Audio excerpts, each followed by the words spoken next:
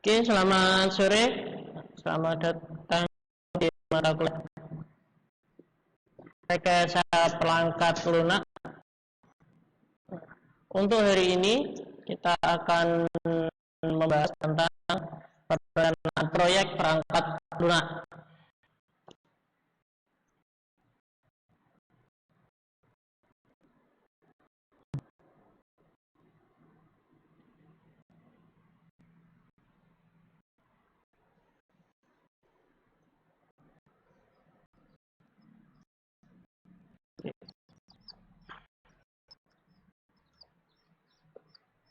Nah, apa proyek itu?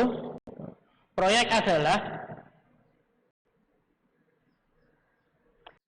suatu kegiatan mengkoordinasikan segala sesuatu dengan menggunakan perpaduan sumber daya manusia, teknik, administratif, keuangan untuk mencapai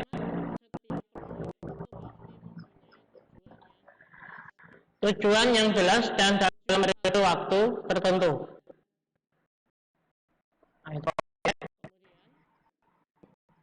Kemudian karakteristik proyek itu banyak.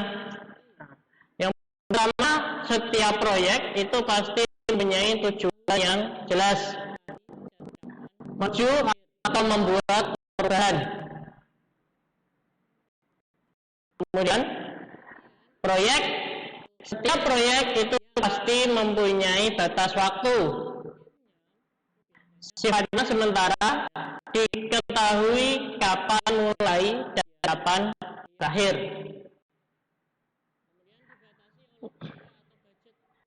Nah, kemudian untuk yang tidak diketahui kapan berakhirnya itu biasanya bukan disebut dengan proyek, tapi disebut dengan kegiatan harian.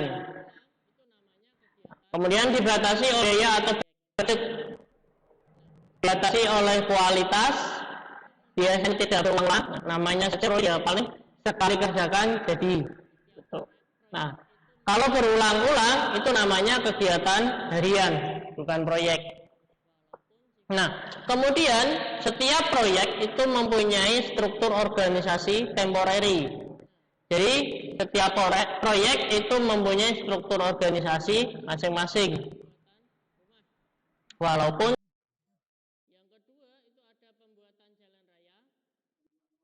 sifatnya tidak tetap. Oke. Nah, contoh proyek itu apa saja? Nah, contoh proyek itu yang pertama ada pembuatan rumah. Yang kedua itu ada pembuatan jalan raya. Kemudian pembuatan iklan.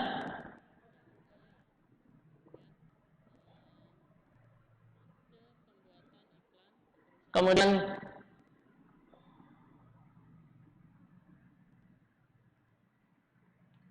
tadi pembuatan iklan jalan raya ya.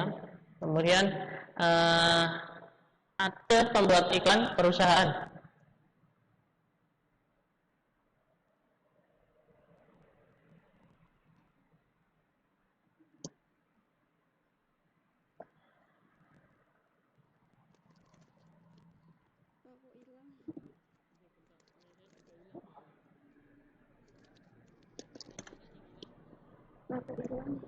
Iya bentar, punya saya juga hilang soalnya. Petanya kan hilang? Iya. Di tampilan saya itu juga hilang PPT ini.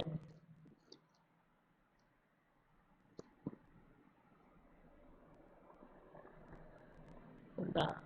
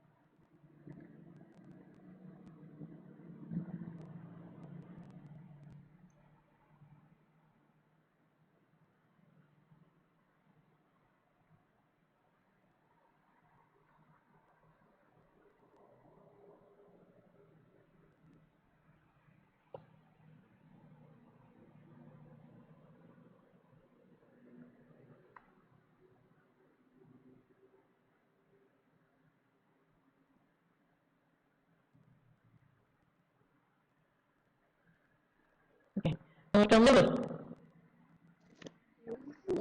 Belum mulut?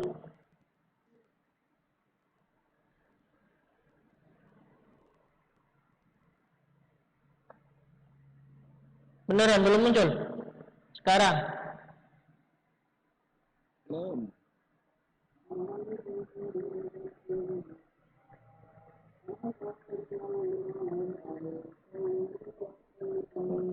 Kalau di punya saya itu sudah muncul kalau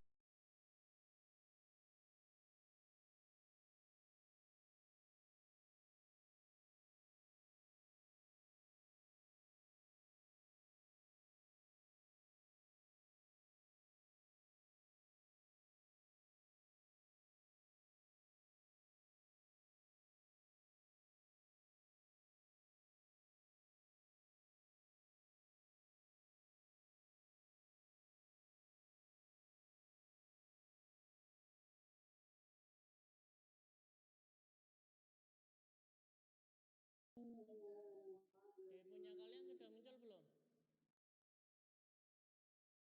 Belum, Pak. Belum. Saya belum. Belum. Ditunggu dulu berarti ya. Oke,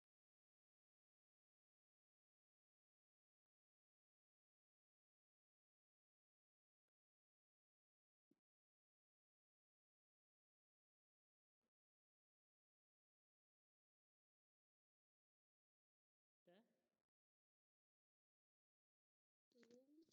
Belum. Belum. Belum muncul. Belum, Pak. Belum. Masih hitam. Biru. Oke, sambil nunggu. Ya, ada. Sudah Ya, muncul? aku belum muncul. Punya aku sudah ya. Punya aku belum. Julia sudah muncul belum? Belum, Pak. Oh, udah. Tapi burem, Pak.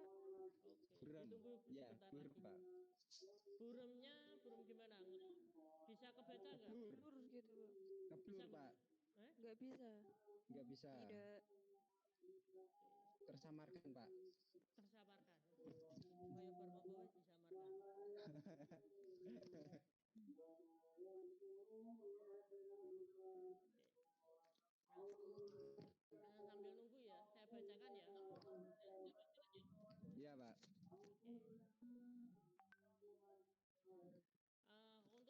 yang pertama yaitu ada mungkin pembuat rumah, kemudian ada pembuatan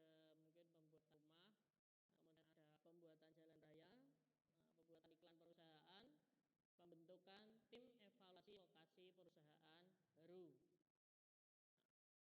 membuat prototipe produk, kemudian pembuatan perangkat lunak, dan masih banyak lagi yang lain. Jadi intinya itu proyek kegiatan yang dilakukan sekali. Nah, kemudian kita lanjut. Nah, manajemen. Kalian anak manajemen pasti sudah tahu apa itu manajemen.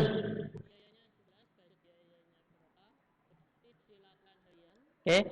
Manajemen di sini sebuah proses untuk mencapai tujuan bersama dengan menggunakan 4 fungsi utama, yaitu planning, organizing, actuating, dan controlling yang didasarkan pada sumber yang dimiliki. Nah, jadi nanti ketika kalian masuk ke perencanaan proyek, kalian juga harus menerapkan aspek manajemen. Nah, untuk aspek-aspek manajemen kalian sudah dapat di pengantar manajemen. Nah, mungkin di pengantar manajemen kalian juga sudah diajarkan bahwa manajemen itu tidak hanya dibutuhkan di dalam perusahaan, tapi sebenarnya dimanapun kita butuh manajemen. Nah, manajemen proyek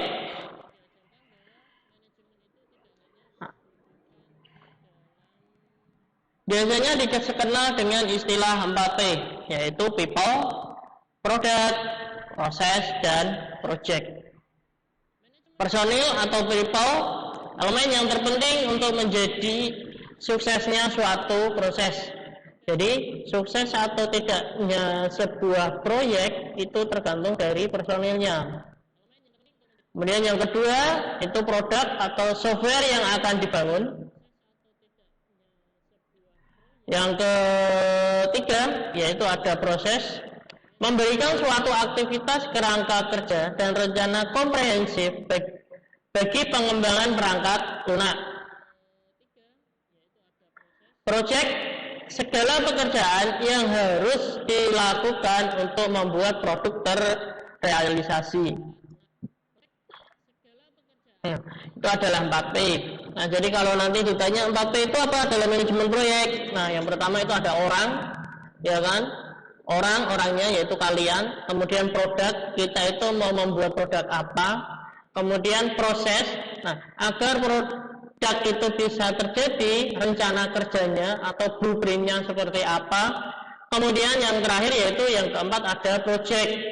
Nah, project itu segala pekerjaan yang harus dilakukan untuk membuat produk itu terrealisasi. Nah, jadi secara keseluruhan tadi proses itu disebut dengan project. Nah, kemudian kategori personil.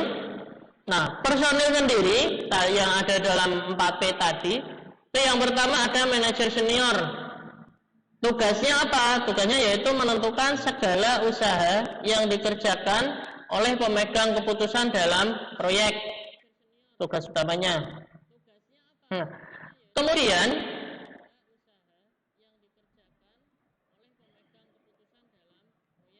manajer proyek teknis. Nah, untuk manajer proyek teknis yaitu pemimpin tim merencanakan, memotivasi, mengorganisasi, dan mengontrol orang yang berada di proyek. Nah, biasanya kalau manajer proyek teknis ini dia sebagai kepala grup. Kemudian praktisi, orang yang mempunyai kemampuan teknis yang dibutuhkan untuk mendapatkan produk atau PL. Pelanggan atau klien, orang yang membutuhkan produk. Kemudian pengguna akhir, orang yang berorientasi dengan PL yang dibangun. Oke, nah itu adalah jenis-jenis personil atau kategori orang ketika kita membahas sebuah rekayasa perangkat lunak. Oke, pemilihan manajer tim. Dalam memilih manajer tim itu harus bisa yang memotivasi, ya kan? Kemampuan untuk memotivasi pekerja teknis dalam menghasilkan kemampuan terbaiknya. Kemudian organisasi, kemampuan untuk membentuk proses yang ada yang akan menjadikan konsep awal dan dapat diterjemahkan ke dalam produk. Kemudian ide atau motivasi, kemampuan untuk mendorong orang lain agar menciptakan dan bertindak kreatif. Itu pemilihan manajer tim. Nah, kemudian selanjutnya, nah jadi kalau memilih manajer tim itu apa saja? Nah, tadi 3. Kemudian problem solving, mampu menganalisa masalah teknis. Nah, manajer kemampuan menggunakan wewenang pada saat yang tepat. Kemudian menghargai kerja, mampu menghargai hasil yang dicapai, ide atau pendapat yang diajukan anggota tim. Kemudian mengenali tim, mampu membaca dan memahami anggota tim. Nah, ini yang agak susah yang terakhir. Banyak orang yang bisa memimpin, tapi tidak banyak orang yang bisa memahami anggota tim. Nah, kemudian tim software.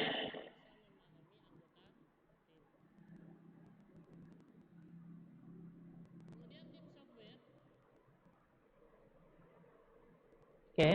Nah, tim software ini adalah faktor yang harus diperhatikan ketika melakukan seleksi terhadap project tim software adalah tingkat kesulitan pada masalah yang akan diambil pemecahannya.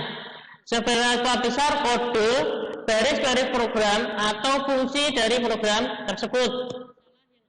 Waktu tim tersebut untuk mengerjakan secara bersama-sama. Tingkat permasalahan yang dapat disederhanakan. kualitas permintaan dan keadaan sistem yang akan dibangun, tingkat permintaan sosialisasi atau komunikasi pada proyek. Nah, itu tugas dari tim software.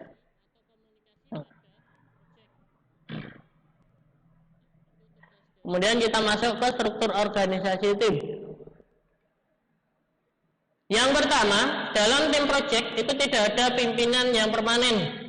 Koordinator ditunjuk untuk jangka waktu yang pendek.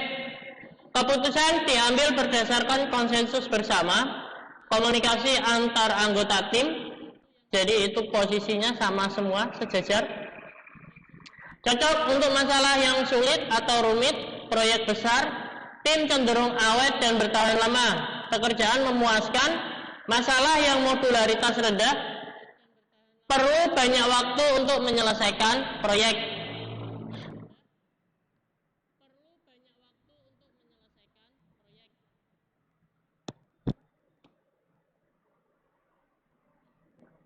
Kontrol desentralisasi. Nah, kalau yang tadi demokratis, nah sekarang yang kontrol desentralisasi. Pemimpin tim ditentukan, ada wakil pimpinan dan mereka berbagi tugas. Menyelesaikan masalah adalah tugas tim dan implementasinya dibagi di antara beberapa sub tim oleh pimpinan. Komunikasi horizontal di antara sub tim dan di antara personel. Komunikasi vertikal berdasarkan struktur hierarki. Sentralisasi untuk penyelesaian masalah, cocok untuk masalah yang sederhana, cocok untuk proyek yang cukup besar. Masalah dengan modularitas tinggi menghasilkan sedikit masalah kesalahan. Kemudian kontrol sentralis, menyelesaikan masalah dikerjakan oleh pimpinan. Pimpinan itu melakukan komunikasi vertikal antara pemimpin dan anggota. Cocok untuk masalah yang sederhana melakukan penyelesaiannya. Masalah lebih cepat, masalah dengan modularitas tinggi sedikit tahan. Nah, itu adalah beberapa jenis controlling. Nah, sekarang kita masuk ke manajemen proyek perangkat lunak. Nah, perangkat lunak merupakan bagian yang penting dalam pembangunan perangkat lunak. Tidak bersifat teknis seperti pengkodean. Manajemen proyek perangkat lunak mampu menentukan apa yang akan berjalan dengan baik sehingga menghasilkan produk yang baik. Berkaitan dengan manajemen adalah pengelolaan personel dan koordinasi tim, pengukuran proyek, termasuk menentukan harga dari perangkat lunak, penjadwalan, dan sebagainya. Ruang lingkup project management yang pertama,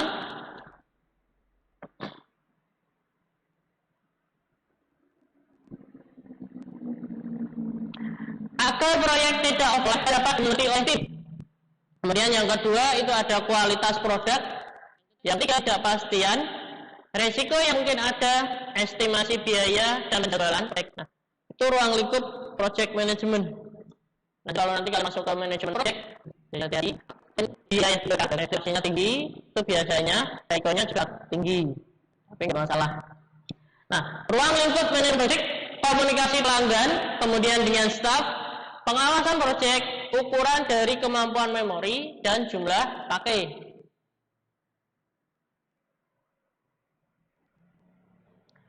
Nah, ini yang penyebab kegagalannya. Apa saja yang menyebabkan kegagalan dalam proyek? Yang pertama, penjadwalan yang tidak realistis. Penjadwalan yang tidak realistis itu bagaimana? Misal, kita dapat sebuah proyek, nah, tapi kapan dimulai, kapan itu belum tahu. Atau misal proyek besar, tapi waktu yang butuh itu hanya 1 minggu.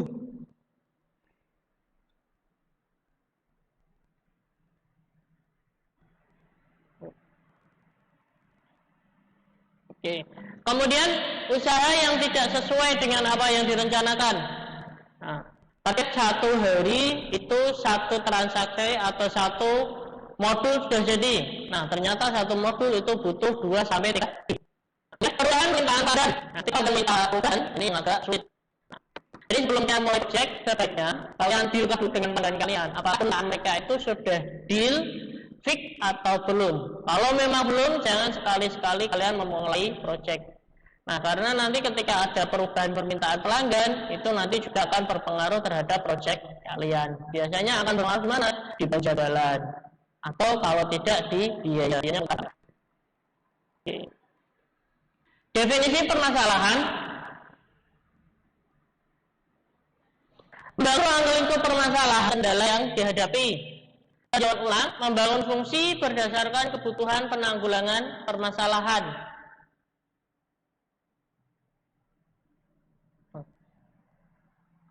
Nah, dalam definisi permasalahan, ya nanti kalian sudah mendapat satu proyek, ya satu proyek nanti kalian akan menemukan pembelajaran sendiri, yaitu masalah-masalah yang kalian hadapi ketika kalian membuat proyek sebelumnya.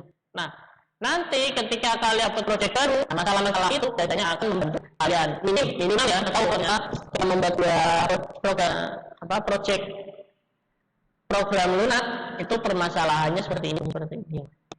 Mungkin pelanggan itu belum bisa mengkomunikasikan apa yang mereka minta. Nah, untuk esensi inti di proyek, beberapa pertanyaan yang perlu diperhatikan. Yang pertama, kenapa sistem itu dibangun? Nah, jadi kalian nggak masalah kalian lakukan tanya jawab dengan pelanggan kalian. Nah, kenapa pelanggan itu ingin membangun sebuah sistem? Ya, misalnya saya ingin membangun sistem jual beli online. Nah, tanya kenapa ingin membangun sistem itu? Ya kan? Kemudian apa yang harus diselesaikan dan kapan? Nah, oke. Kemudian siapa yang bertanggung jawab atas fungsi yang dijalankan? Nah, apa yang harus diselesaikan dan kapan itu kita tanya. Kamu ingin membuat sebuah sistem informasi penjualan toko online, deadline-nya kapan harus jadi? Kapan harus selesai ini? Kemudian pembagian tanggung jawabnya bagaimana? Nah, kalau dalam sistem biasanya disebut dengan high access level. Nah, high access level itu sebenarnya apa? Sebenarnya yaitu tanggung jawab yang ada pada sistem. Contoh misal untuk pembuatan user, nah itu tanggung jawabnya kepada pemilik atau kepada administrator. Oke. Kemudian di mana lokasi organisasi itu berada? Nah, itu juga perlu. Kemudian bagaimana sistem terjalankan secara teknik dan manajerial. Nah, nanti sistemnya mau dibuat seperti apa? Sistem jalannya apakah kalau kalian dijawab seperti umumnya, seperti umum itu contohnya seperti apa? Gitu. Nah, jadi umum bagi pelanggan itu belum tentu umum bagi developer. Nah, di sini berarti kalian developernya. Jadi mungkin untuk pelanggan itu sudah umum, tapi mungkin bagi kalian itu belum umum. Nah, seberapa banyak sumber daya yang dibutuhkan? Contoh seperti SDM, software, hardware, dan database. Oke, teknik pelaksanaan. Di teknik pelaksanaan pertama, nanti kita akan bertemu dengan analisis resiko formal. Jadi resiko yang memang harus dihadapi. Nah, kemudian peran biaya dan waktu yang dekat, manajemen proyek yang berbasis metrik, mengumpulkan data pelaksanaan yang telah dilaksanakan, membandingkan peran dengan kualitas yang ingin dicapai. Jadi ada sebuah proyek.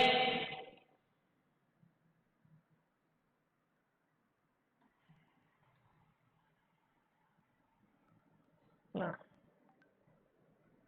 proses perangkat lunak dan metrik project. Yang pertama metrik. Yang pertama ukur yaitu mengindikasikan kualitatif dan luasan jumlah, dimensi dan kapasitas. Measurement pengukuran kita lakukan sebuah metrik kualitatif dari sebuah sistem komponen atau semua bentuk. Kenapa kita harus melakukan yang pertama melihat karakteristik waktu, evaluasi dari objek. Kemudian untuk memprediksi objek, yang terakhir untuk improvisasi objek tersebut terhadap perkembangannya. Nah,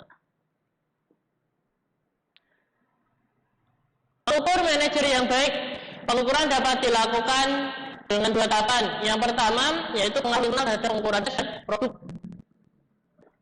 Taruh eksternal terhadap pengukuran yaitu proses metrik, proyek metrik, dan proyek metrik. Proses metrik memungkinkan sebuah organisasi desa perangkat lunak pengetahuan tentang sebuah proses yang sedang berlangsung. Ini dikemukakan di proyek dan pada perkembangan proses perangkat lunak jangka panjang.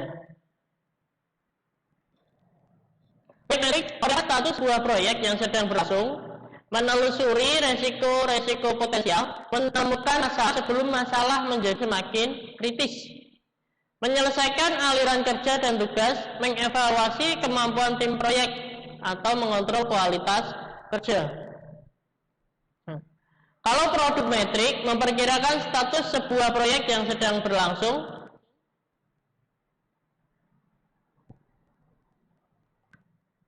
produk metrik memperhatikan kualitas yang akan diberikan, mengukur dari hasil analisa model, kemudian kompleksitas desain, internal algoritma, arsitektur, aliran data, kemudian mengukur kode, mengukur efektivitas proses. Nah, ini yang harus diperhatikan. Metrik proses PR dapat memberikan bahan yang berarti, namun bisa juga menimbulkan istilah umum dan kepekaan organisasi ketika menginterpretasi data metrik. Berikan umpan balik reguler kepada individu dan tim yang telah bekerja untuk mengumpulkan pengukuran dan metrik. Jangan menggunakan metrik untuk mengukur individu. Jangan menggunakan tim individu dan tim. Nah, maksudnya gimana? Maksudnya misal hasil metriknya itu jelek, kalian gunakan untuk mengancam. Ini kenapa dari tim desain belum jadi-jadi? Ini kenapa dari tim database belum jadi? Kalau seperti ini nanti proyeknya seperti bla bla bla bla bla bla dan seterusnya. Jadi jangan seperti itu. Fungsi metrik yaitu agar kita bisa mengukur dengan jelas, ya kan? Dari PL kita nantinya berapa? Itu dibuka sebagai gunakan. Benar dan itu menentukan tujuan dan media jelas yang akan digunakan. Kemudian data-data yang banyak sebagai indikator bagi peningkatan proses. Tetap memperhatikan trik yang lain dalam melakukan. Kemudian normalisasi untuk metrik. Normalisasi data digunakan untuk evaluasi proses dan produk. Ada dua teknik. Yang pertama, size normalization, pendekatan pada baris kode. Kemudian function oriented normalization atau pendekatan berdasarkan fungsi poin. Metrik size oriented diukur dengan analisasi kualitas dan atau pengukuran produktivitas, mempertimbangkan ukuran perangkat lunak yang dihasilkan. Pengelolaan metrik size oriented kesalahan per log atau kilo line code output, biaya per log, line of output, per log, halaman dokumen per log. Bagian tambahan metrik lain yang dapat dihitung adalah kesalahan perolangan per bulan, LC perolangan per bulan, daya per halaman dokumentasi. Nah, metrik function oriented diukur dengan sebuah pengukuran fungsionalitas yang disampaikan oleh aplikasi sebagai suatu nilai normalisasi. Nah, biasanya typical function oriented metric kesalahan per function point, data per function point, biaya per function point, halaman dokumentasi per function point per tanggal bulan. Metrik function point yang diperluas itu secara ini dirancang untuk diterapkan pada aplikasi informasi bisnis yang ditekankan pada pengeluaran dimensi tingkah laku dan fungsional. Feature point, teknik pengukuran function point yang diterapkan. Function point mengakomodasi aplikasi kompleksitas algoritmanya tinggi, downtime, kontrol proses, karakteristik perangkat lunak baru atau poin dan lain. Boleh mengembangkan eksistensi function point untuk sistem real time dan produk rekayasa 3D. Penangkapan pada kemampuan fungsi dan kontrol, dimensi data. Perhitungan data internal dan eksternal dipakai bersama dengan pengukuran kompleksitas untuk menarik perhitungan dimensi data. Dimensi fungsional diukur dengan memperhatikan jumlah operasi internal yang dibutuhkan untuk transformasi input ke data output. Mengukur kualitas. Nah, untuk mengukur kualitas yang pertama ada harus beroperasi dengan benar, di mana perangkat melakukan fungsi yang dilakukan. Maintainability, pemeliharaan, memberikan kemudahan ada aktivitas dan perbaikan kesalahan sistem. Integrity, mengukur kemampuan sistem untuk menahan serangan terhadap keamanan. Kemudian yang terakhir yaitu usability atau user friendly. Nah, jadi ketika kalian membangun sebuah sistem, nah, perhatikan ini itu correctness, maintainability, integrity dan user friendly. Oke. Nah, Oke, terima kasih. Mungkin itu materi saya. Ada pertanyaan tidak?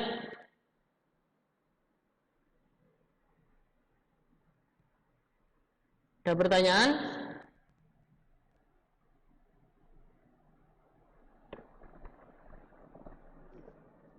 Yang saya bingung masih di tim software itu, Pak. Tim software. Bingungnya kenapa? Itu bikin paham. Tim software. Ini ya? Dan ini. Itu yang pertama tingkat kesulitan pada salah yang akan diambil pemecahannya. Nah, jadi ketika kita membuat software atau membuat sebuah sistem, itu antara sistem satu dengan sistem yang lain itu berbeda. Tingkat kesulitannya pun tidak berbeda. Ya, contoh sederhana, saya ingin membuat input data. Itu tingkat kesulitannya akan berbeda ketika saya ingin membuat editor. Ya kan? Nah, kemudian input data itu kan mungkin ketika diambil dengan output file, itu juga kesulitannya akan berbeda hanya dengan input data biasa. Nah, inilah yang dimaksud dengan tingkat kesulitan pada masalah yang akan diambil pemecahannya. Jadi nanti ketika dalam tim software itu melakukan seleksi terhadap project tim software, nah kalian harus tahu tingkat kesulitan masalahnya itu di mana. Jangan sampai ketika kalian sudah membangun sebuah tim, ternyata tim kalian tidak mampu mengatasi problem solving. Kemudian seberapa besar kode dari program atau fungsi dari program tersebut. Nah, seberapa besar kode? Nah, kalau ditanya seberapa besar kode, kita tanya kembali berapa luas sistem yang ingin dibangun. Cakupannya sistem itu sampai sejauh mana? Apakah sampai gimana ya? Apakah hanya mengolah data, ya kan, input, edit, house, view, itu hanya mengolah data saja, atau mungkin sampai ke peramalan, atau mungkin laporan yang sifatnya nah, sebesar apa objeknya yang akan dibangun. Kemudian waktu untuk pengerjaan secara bersama-sama. Nah, ketika kamu sudah tahu tingkat kesulitan, sudah tahu seberapa besar, nah kamu bisa menentukan waktunya. Kapan? Apakah 1 bulan jadi, 2 bulan jadi, 3 bulan jadi, seperti itu. Kemudian tingkat permasalahan yang dapat disederhanakan. Ketika permasalahan itu bisa disederhanakan, sebisa mungkin buat masalah itu menjadi yang sederhana. Maksudnya gimana? Contoh seperti ini. Kalian ingin membuat aplikasi untuk mengolah data mahasiswa. Nah, di data mahasiswa, ya kan, itu ada kelas shift pagi dan ada kelas sore, shift sore. Ada yang pasif, ada yang kelas reguler, kelas karyawan dan reguler.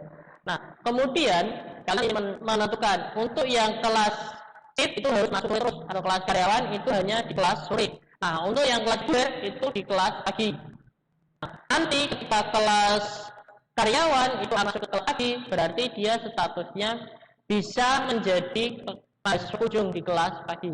Nah, contoh misal seperti itu. Nah, kualitas perubahan adalah sistem yang akan dibangun. Nah, kualitas sistemnya itu juga harus diperhatikan. Kemudian tingkat permintaan sosialisasi atau komersi pada proyek. Nah, ini perlu diperhatikan ketika kalian memilih tim software. Jadi software tim yang mengurus atau bekerja tentang software yang akan kalian bangun. Oke, nah itu penjelasannya. Tadi kami. Terima kasih. Oke, yang lain?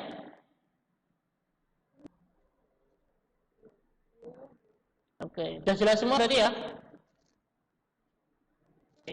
Minta materinya. Oke, nanti materi tetap saya share yang hari ini. Oke, gitu ya. Ya, oke.